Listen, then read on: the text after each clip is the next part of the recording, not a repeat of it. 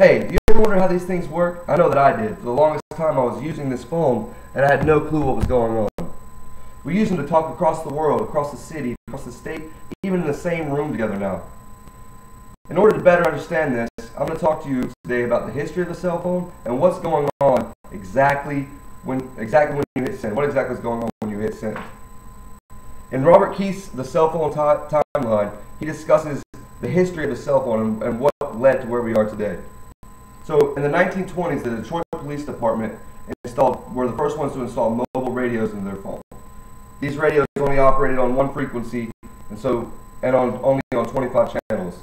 Due to that, the FCC was created in 1934 by the U.S. Congress to cut down on interference and the overcrowding of channels. They regulated who could use what channels and who could use certain frequencies. By the 1940s, radio phones were becoming more and more popular with the wealthy and the police, and private organizations began using them for public gain.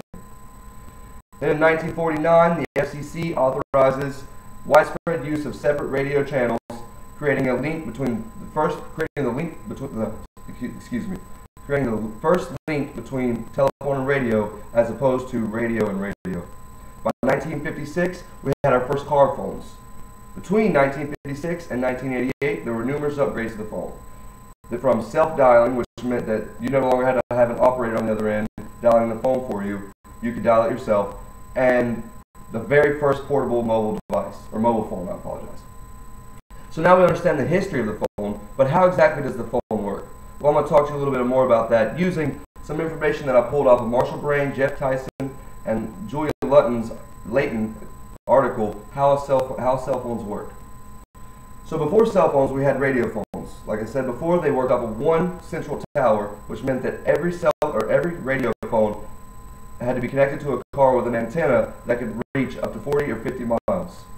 They only operated on 25 channels, which, like I said, led to large interference and overcrowding channels. That led to what's called the cellular system. The cellular system divides each city into cells with multiple towers around the city, and that leads to the reuse of frequencies. So then millions of people can be on the phone at the same time, as opposed to only 25. As you're driving down the road, your cell phone communicates with what's called a mobile telephone switching office, which recognizes the codes inside of your phone and communicates with the cell towers as you're driving to let the cell tower know exactly where your phone is going and exactly where your phone is at the time, so that it can connect to the proper cell tower. Sends a signal back to your phone switches frequencies and connects to a new cell tower as you're driving. And it just keeps going like that. As you're going, it connects to different cell towers. Every carrier in the city does this. So if you have a separate carrier and you're communicating with a cell tower that is not ran by your exact carrier, that's how you get what's called your roaming charges. So today we talked about the history of the cell phone and how it's become what it is today. And then we talked about what exactly happens when you hit send. I hope this informs you enough to know what you're doing when you hit send on your cell phone, because I know that it always bothered me not knowing what I'm using.